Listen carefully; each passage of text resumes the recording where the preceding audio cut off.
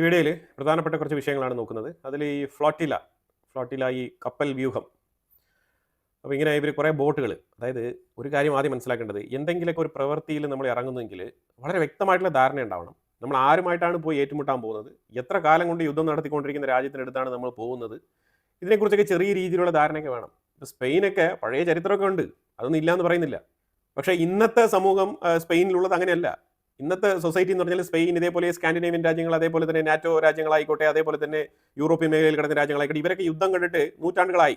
അപ്പോൾ അതുകൊണ്ട് തന്നെ അവർക്ക് ഈ ഒരു പുതിയ തലമുറയ്ക്ക് ഈ യുദ്ധം എന്ന് പറഞ്ഞാൽ നേരിട്ടുള്ള ഒരു അനുഭവം ഉണ്ടാവില്ല, എക്സ്പീരിയൻസ് ഇല്ല. ഇസ്രായേൽ ആണെങ്കിൽ 2 വട്ടം ഓൾറെഡി തന്നെ ഈ ഗ്രേറ്റ തൻബർഗിനെ പിടിച്ച് അറസ്റ്റ് ചെയ്ത് അവർക്ക് ബർഗറും ചായയും പഴംപൊരിയൊക്കെ കൊടുത്ത് അവരെ പറഞ്ഞു വിട്ടതാണ്. ഒരു 40 ബോട്ടുകൾ, ചെറിയ ബോട്ടുകളാണ്, 40 ബോട്ടുകളുമായിട്ട് ഏതാണ്ട് 400 ചില്വാനം പേര്, 500 പേര് ആൾമോസ്റ്റ്, ഏതാണ്ട് 43 രാജ്യങ്ങളുടെ പാർട്ടിസിപ്പേഷൻ ഉണ്ട് അതിനകത്ത്. ഇത്ര രാജ്യങ്ങളുള്ള ആൾക്കാരെ ഒരുമിപ്പിച്ചുകൊണ്ടാണ് ഇവർ ഈ ഒരു യാത്ര നടത്തി ഇങ്ങ് വന്നത്. അപ്പോൾ ഇവർ യാത്ര ഇങ്ങനെ തുടർന്ന് വരികയാണ്. വരുമ്പോഴത്തെ സ്പെയിൻ അവരുടെ വാർഷിപ്പ് വെച്ചിട്ട് പ്രൊട്ടക്ഷൻ കൊടുക്കാമെന്ന് പറഞ്ഞു. നീങ്ങി വന്ന സമയത്ത് ഇറ്റലിയും കൂടി പറഞ്ഞു. ഇറ്റലി ആണെങ്കിൽ ഇസ്രായേലിന് ആയുധം സപ്ലൈ ചെയ്യുന്ന ഷിപ്പുകളെയൊക്കെ തടഞ്ഞു വെച്ചിട്ടാണ് ഈ പ്രവൃത്തിക്ക് സഹായിച്ച് അവരുടെ വാർഷിപ്പിനെയൊക്കെ അയച്ചു വെച്ചത്, പ്രൊട്ടക്ഷന്. ഇത് സംഭവം കുറേ ദൂരം ഇങ്ങനെ പോയി ഇസ്രായേൽ ഗാസ എടുക്കുന്നു, ഇസ്രായേലിൻ്റെ ബോർഡർ അതിർത്തി അടുക്കുന്നു എന്നുള്ള രീതിയിൽ അങ്ങ് എത്തിയപ്പോഴത്തേക്കും ഈ ബോട്ടിലുള്ളവന്മാരൊക്കെ തിരിഞ്ഞു നോക്കുമ്പോഴത്തേക്കും ഈ പ്രൊട്ടക്ഷൻ വന്ന വാർഷിപ്പുകളൊന്നും കാണുന്നില്ല, അവരൊക്കെ പോയി. സംഭവം നമ്മൾ ഇന്നലെ പറഞ്ഞിട്ടുണ്ടായിരുന്നു, മറ്റൊരു രാജ്യത്തിൻ്റെ അതിർത്തിക്കുള്ളിൽ പ്രവേശിക്കാൻ പറ്റത്തില്ല. അങ്ങനെ പ്രവേശിക്കുമ്പോഴത്തേക്കും അത് ബൈ ഡീഫോൾട്ട് വയലേഷൻ ആവുകയാണ്. അപ്പോൾ അങ്ങനത്തെ വയലേഷൻ ചെയ്യാൻ സാധിക്കില്ല. പുതിയ രീതിയിലൊരു യുദ്ധത്തിലേക്ക് അത് വഴിവെക്കും, അതായത് പുതിയ യുദ്ധത്തിലേക്ക് അത് നയിക്കും. അതാണ് മനസ്സിലാക്കേണ്ടത്. അപ്പോൾ ഇത് കോമൺ സെൻസ് ഉള്ള ആൾക്കാർക്ക് മനസ്സിലാവും. അപ്പോൾ അതുകൊണ്ട് തന്നെ ഈ ഫ്ലോട്ടിലയിൽ ഈ ആൾക്കാർ ശരിക്കും ഈ ഇസ്രായേലിൻ്റെ ബോർഡർ, അതായത് ഇസ്രായേലിൻ്റെ 60-70 കിലോമീറ്റർ നോട്ടിക്കൽ മൈൽ ദൂരത്ത് എത്താൻ വേണ്ടിയിട്ടാണ് ഇവർ ഈ ബോട്ടും കൊണ്ടുവന്നത്. അപ്പോൾ ഇവർക്കുള്ള സഹായം പകുതി വഴിക്ക് വെച്ചിട്ട് പിൻവലിക്കാൻ വേണ്ടിയിട്ട് ഇറ്റലിയെ പ്രേരിപ്പിച്ച ഘടകം എന്താണെന്ന് നോക്കിക്കഴിഞ്ഞാൽ, ഇസ്രായേൽ ഇന്നലെ ഈ ഫ്ലോട്ടിലയെ കുറിച്ചൊരു വെളിപ്പെടുത്തൽ നടത്തിയിട്ടുണ്ടായിരുന്നു. ആ വെളിപ്പെടുത്തൽ വേറെ ഒന്നുമില്ല, ഈ ഫ്ലോട്ടില ഈ മെജോറിറ്റി ഈ ബോട്ട് നിയന്ത്രിക്കുന്ന കമ്പനി, സ്പെയിനിലുള്ള കമ്പനി, അത് പ്രത്യേകിച്ചും ഹമാസിൻ്റെ അണ്ടറിലുള്ള കമ്പനിയാണ്. അതായത് ബ്രദർഹുഡിൻ്റെ കമ്പനിയാണ് ഈ സംഭവം. ഈ ആഗോളതലത്തിൽ അവർക്കാണ് ഈ രീതിയിൽ സംഘടിപ്പിക്കാൻ പറ്റുക, അവരാണ് ഇതിന് സംഘടിതമായിട്ട് ഈ ബോട്ട് യാത്ര മുന്നോട്ട് നടത്തിയത്. അപ്പോൾ ഈ ബ്രദർഹുഡ് എന്ന് പറഞ്ഞ ഈ പേര് കേട്ട ഉടനെ തന്നെ ഇറ്റലി പതിയെ ബാക്കൗട്ട് അടിച്ചു. അതാണ് സംഭവിച്ചത്. അപ്പോൾ അങ്ങനെ ഫ്ലോട്ടില ഇങ്ങനെ ഇസ്രായേലിൻ്റെ ബോർഡറിൽ എത്തുന്ന ആ ഒരു സമയം ആയപ്പോഴത്തേക്കും, ഞാനിത് ഇവിടെ ഒരു മാപ്പ് വയ്ക്കുന്നുണ്ട്. ഈ മാപ്പിൽ ആ 1, 2, 3 ആ 3ാമത്തെ ലൈനിലാണ് ഏറ്റവും കൂടുതൽ ഈ ബോട്ടുകളെല്ലാം വന്ന് ഇങ്ങനെ കിടക്കുന്നത്. ഇവരവിടെ കിടക്കുകയാണ്, അവിടെ നിന്ന് അങ്ങോട്ട് ചലിക്കാൻ പറ്റുന്നില്ല. ചലിക്കാൻ പറ്റണമെങ്കിൽ ഒന്ന് എന്ത് വേണം, ധൈര്യം വേണം. രണ്ടാമത് വരും വരായികളെക്കുറിച്ചുള്ള ഒരു ധാരണ വേണം, മുൻധാരണ. അതൊന്നുമില്ല, ഇങ്ങനെ പോയി നിൽക്കുകയാണ്. അപ്പോഴത്തേക്ക് ഇസ്രായേൽ എന്ത് ചെയ്ത്, ഇസ്രായേൽ ഒരു 10-30 ഡ്രോൺ അങ്ങ് പറപ്പിച്ച് ആ കടലിൻ്റെ ആ ഇസ്രായേലിൻ്റെ ബോർഡറില്ലേ, ഇസ്രായേലിൻ്റെ ബോർഡർ ഏരിയയിൽ ഈ ഫ്ലോട്ടിലകളൊക്കെ ഇങ്ങനെ വന്ന് കിടക്കുന്ന ആ സൈഡിലേക്ക് ഒരു 10-30 ഡ്രോൺ അങ്ങ് വിട്ടതേ ഉള്ളൂ.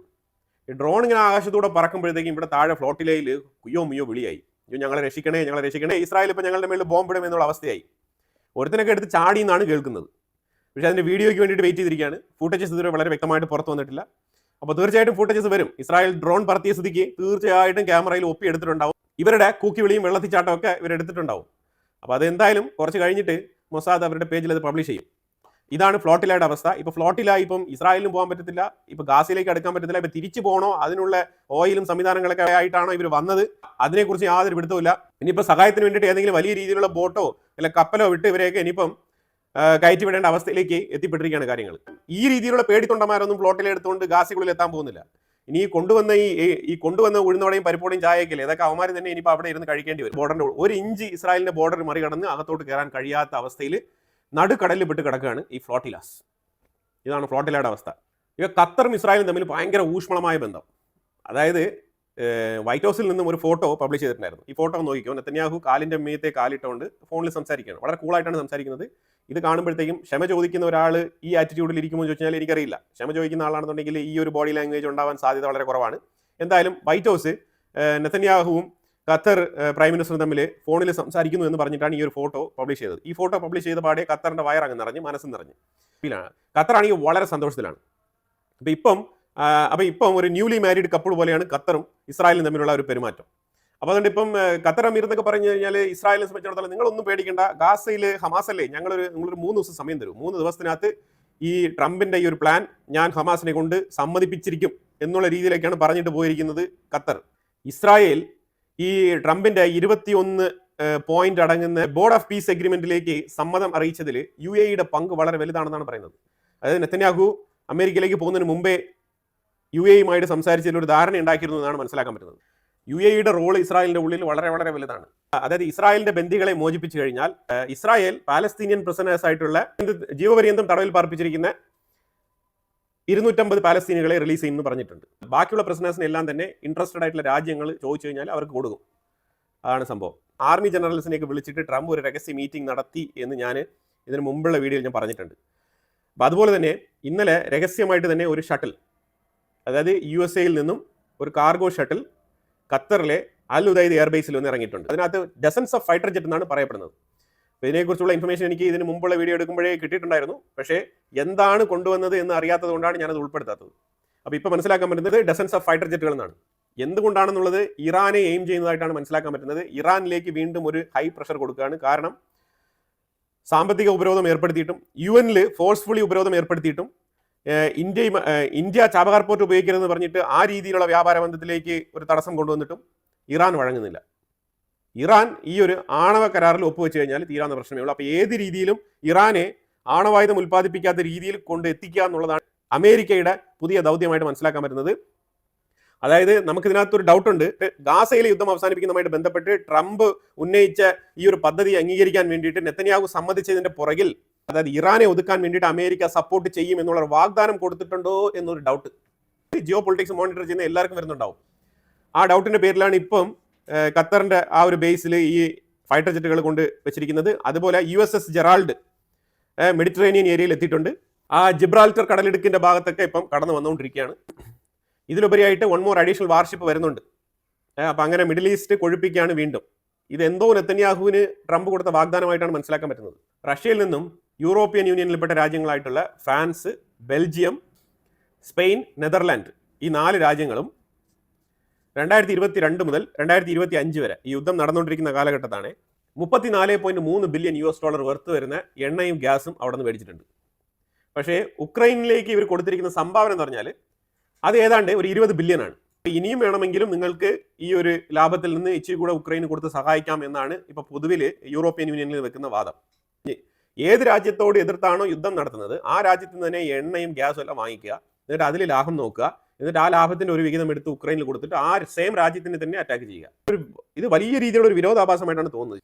ഉക്രൈൻ ഈ യുദ്ധത്തിനെ നെക്സ്റ്റ് ലെവലിലേക്ക് കൊണ്ടുപോകാനാണ് ആഗ്രഹിക്കുന്നത്. യുദ്ധം അവസാനിപ്പിക്കണമെന്ന് ഉക്രൈന് താല്പര്യമില്ല. ഉക്രൈൻ ഇപ്പോൾ ഒരു ഡ്രോൺ അറ്റാക്ക്, അതായത് ഒരു കാറ് ഡ്രോൺ അറ്റാക്ക്, പ്രിസൈസ് ആയിട്ട് ഡ്രോൺ വെച്ചിട്ട് ഒരു കാറിന്റെ മേളിൽ ഒരു ആക്രമണം നടത്തിയിരിക്കുകയാണ്. അതിന്റെ ഉള്ളിൽ റഷ്യയുടെ ഒരു പ്രൊവിൻസിന്റെ മേയർ ഉണ്ടായിരുന്നു. റഷ്യയുടെ ഒരു മേയറിനെ ഉക്രൈൻ ഇപ്പോൾ കൊലപ്പെടുത്തിയിരിക്കുകയാണ്. ഇതിന് തീർച്ചയായിട്ടും നല്ല രീതിയിലുള്ള റിറ്റാലിയേഷൻ റഷ്യയുടെ ഭാഗത്തുനിന്നുണ്ടാവും. ഒന്നുകൂടെ യുദ്ധം അങ്ങ് കടുക്കുകയാണ്. നമ്മുടെ തൊട്ടടുത്ത പാകിസ്ഥാന്റെ ഉള്ളിലാണെങ്കിൽ മൊത്തത്തിൽ കലാപം എന്ന് പറഞ്ഞാൽ ഖൈബർ പഖ്തൂൻവായിലെ പ്രശ്നം, അവിടെയും മിലിറ്ററി ഉദ്യോഗസ്ഥർ കൊല്ലപ്പെടുന്നുണ്ട്. ഇപ്പുറത്തെ മിനറൽ ഡീലുകളുടെ കല്ലുമായിട്ടൊക്കെ അമേരിക്കയിൽ പോയി മോഹിപ്പിച്ചിട്ടൊക്കെ വന്നിട്ട് ആ പരിസരത്ത് തന്നെ എത്താൻ പറ്റുന്നില്ല. ആ രീതിയിൽ ക്വറ്റ ഭാഗം തൊട്ട് ബലൂചിസ്ഥാനികൾ അതിരൂക്ഷമായ നിലയിലുള്ള ആക്രമണം, അവിടെയും നിരവധി മിലിറ്ററി ഉദ്യോഗസ്ഥർ കൊല്ലപ്പെട്ടു എന്നാണ് കേൾക്കുന്നത്. POK ശരിക്കും പറഞ്ഞാൽ അശാന്തിയിലേക്ക് തന്നെയാണ് പോകുന്നത്. ഇതിനകത്ത് ഇന്ത്യയുടെ പങ്കുണ്ടോ എന്നൊക്കെ പല മീഡിയ നറേറ്റീവ്സ് ഒക്കെ വരുന്നുണ്ട്. അതിൽ ഇതുവരെ വ്യക്തതയൊന്നും വന്നിട്ടില്ല. പക്ഷേ ഈ POKയുടെ ഉള്ളിലുള്ള ആ ഒരു തീവ്രവാദ സ്വഭാവമുള്ള ആൾക്കാർ, ഈ ആൾക്കാർ വളരെ ഡേഞ്ചറാണ്. അവർക്ക് ഏത് രാജ്യമാണോ ഇന്ത്യക്കെതിരെ നിങ്ങൾ പൊരുതിക്കോ എന്ന് പറഞ്ഞിട്ട് തോക്കൊക്കെ കൈകാര്യം ചെയ്യാനുള്ള പെർമിഷനൊക്കെ കൊടുത്ത് അവർക്ക് വേണ്ടുവോളം തോക്കും ആയുധങ്ങളൊക്കെ കൊടുത്ത് അവരെ പരിശീലിപ്പിച്ച ആൾക്കാരാണ് ഈ പാകിസ്ഥാനികൾ, ISI ടീമുകൾ. ഇപ്പൊ അതേ തോക്ക് അവരെ തന്നെയാണ് തിരിച്ചടിക്കുന്നത്. ഡസൻ കണക്കിൽ മിലിറ്ററി ഉദ്യോഗസ്ഥരുടെ വാഹനം അങ്ങ് പോവാണ്. ഈ പോയ വാഹനങ്ങളെല്ലാം തന്നെ അവർ സ്റ്റോപ്പ് ചെയ്യുകയും അതിലുള്ള പട്ടാളക്കാരെ മൊത്തം തടഞ്ഞ് പിടിച്ചു വെക്കുകയും ചെയ്തിട്ടുണ്ട്. ഇങ്ങനെ ക്യാപ്റ്റിവിറ്റിയിൽ കൊണ്ടിടുകയാണ്. അതാണ് സംഭവം. എന്നിട്ട് ജനങ്ങളാണെങ്കിൽ ഭയങ്കരമായിട്ടുള്ള പ്രൊട്ടസ്റ്റ്. മുസാഫറാബാദ് എന്ന് പറഞ്ഞു കഴിഞ്ഞാൽ മണ്ണ് വാരിയിട്ടാലും മണ്ണ് താഴെ വീടില്ല, ആ രീതിയിലുള്ള പ്രൊട്ടസ്റ്റാണ് അവിടെ നടക്കുന്നത്. അത് കഴിഞ്ഞിട്ട് ലോക്കൽ പോലീസിനെ ഇറക്കി വിട്ടിട്ടുണ്ടായിരുന്നു. ലോക്കൽ പോലീസിനെയും അവർ പിടിച്ച് തടഞ്ഞു വെച്ചിട്ടുണ്ട്. ഈ രീതിയിലാണ് അവിടുത്തെ കാര്യങ്ങളുടെ പോക്ക്. പാകിസ്ഥാൻ ഇന്റർണലി ഒരു മൾട്ടി ഫ്രണ്ട് വാർ നേരിട്ടുകൊണ്ടിരിക്കുകയാണ് ഇപ്പോൾ. അതാണ് സംഭവിച്ചുകൊണ്ടിരിക്കുന്നത്. അതിന്റെ വീഡിയോ ഫുട്ടേജസ് ഒക്കെയാണ് സൈഡിൽ വെച്ചിരിക്കുന്നത്. അത് കണ്ടുപോയിക്കോളൂ. കുറച്ച് ലെങ്തി ആയിട്ടുള്ള വീഡിയോ ഫുട്ടേജസ്. അതായത് പാകിസ്ഥാൻ ഒരു കാര്യം ചിന്തിക്കണമായിരുന്നു. ഏത് ജനങ്ങളെ വെച്ചിട്ടാണോ ഇന്ത്യക്കെതിരെ അവരെ ഉപയോഗിച്ചത്, അതേ ജനങ്ങളാണ് ഇപ്പൊ പാകിസ്ഥാനെതിരെ തിരിഞ്ഞു കൊത്തുന്നത്.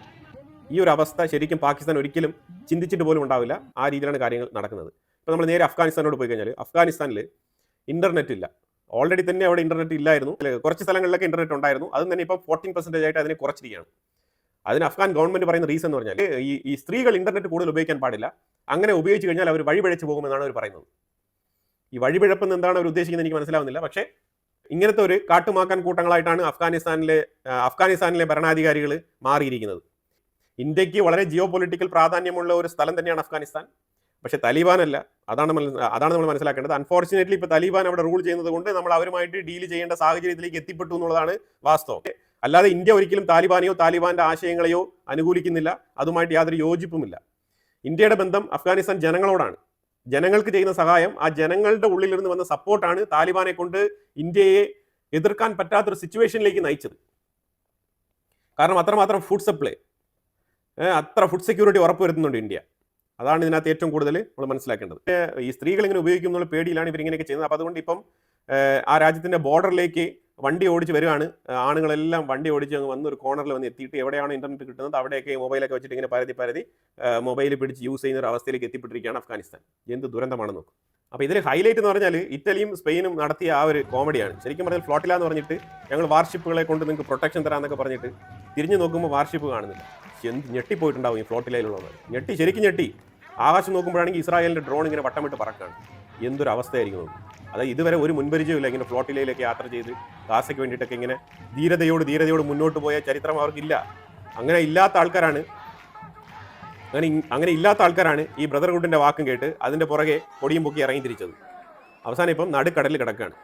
കുടിക്കാൻ വെള്ളം പോലെ ഉപ്പ് വെള്ളമാണ്. എന്ത് ചെയ്യാൻ പറ്റും? ഇതാണ് അവസ്ഥ. ഒരു ഡിസ്ക്ലൈമർ കൂടെ പറയാനുണ്ട്. അതായത് നമ്മൾ പരമാവധി വാർത്ത സ്ട്രെയിറ്റ് ഫോർവേഡായിട്ട് ചെയ്യാനാണ് ആഗ്രഹിക്കുന്നത്. അങ്ങനെ തന്നെയാണ് ചെയ്തുകൊണ്ടിരിക്കുന്നത്.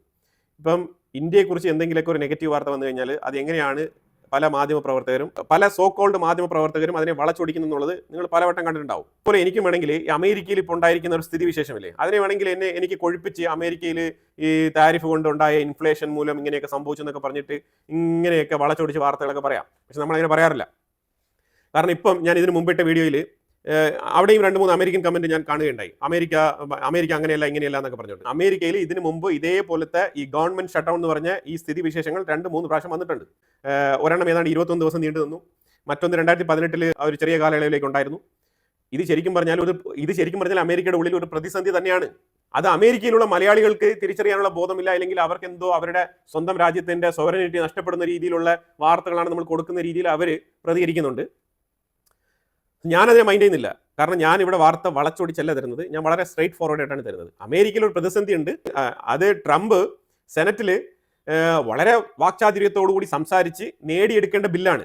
അതിന് പകരം പുള്ളി ഉപയോഗിക്കുന്ന മാർഗം എൻ്റെ രാജ്യത്തിനെ തന്നെ ട്രാപ്പ് ചെയ്തുകൊണ്ട്, ആ എൻ്റെ രാജ്യത്തിനെ കുരുക്കിലിട്ടുകൊണ്ട്, ആ മൊത്ത രാജ്യത്തിൻ്റെ മേളിലും ഒരു പ്രഷർ അപ്ലൈ ചെയ്തുകൊണ്ട് എനിക്ക് നിങ്ങൾ ഈ ബില്ല് പാസ് ചെയ്തേ പറ്റൂ എന്ന് നിർബന്ധം പിടിക്കുന്ന, കൊച്ചുകുട്ടികളെ പോലെ ശാഠ്യം പിടിക്കുന്ന ഒരു പ്രസിഡന്റിനെയാണ് നമുക്ക് കാണാൻ കഴിയുന്നത്. ആ പ്രസിഡന്റിനെ കുറിച്ചാണ് നമ്മൾ സംസാരിച്ചുകൊണ്ടിരിക്കുന്നത്. അങ്ങനെ സംസാരിക്കുമ്പോൾ ചിലർക്ക് പൊള്ളുന്നുണ്ട്. അപ്പോൾ പൊള്ളുന്നതിന്റെ പേരിൽ നമുക്കിത് പറയാതിരിക്കാൻ പറ്റത്തില്ല. നമ്മൾ നിരന്തരം അമേരിക്ക ഇങ്ങനെ ഈ ഒരു ഗവൺമെന്റ് ഷട്ട് ഡൗണിൽ തന്നെ തുടരുമെന്നല്ല പറഞ്ഞിരിക്കുന്നത്. ഇത് കറന്റ് ജിയോ പൊളിറ്റിക്സ് ആണ്. അമേരിക്കയിൽ ഇങ്ങനെ ഒരു പ്രതിസന്ധി ഉണ്ട്. അത് തന്നെയാണ് നമ്മൾ വീഡിയോയിൽ പറഞ്ഞിരിക്കുന്നത്. അപ്പോൾ എന്തായാലും നിങ്ങളുടെയും അഭിപ്രായങ്ങൾ കമന്റ് ബോക്സിൽ രേഖപ്പെടുത്തുക. കൂടുതൽ വാർത്തകളുമായിട്ട് അടുത്ത വീഡിയോയിൽ വരാം. Thank you so much.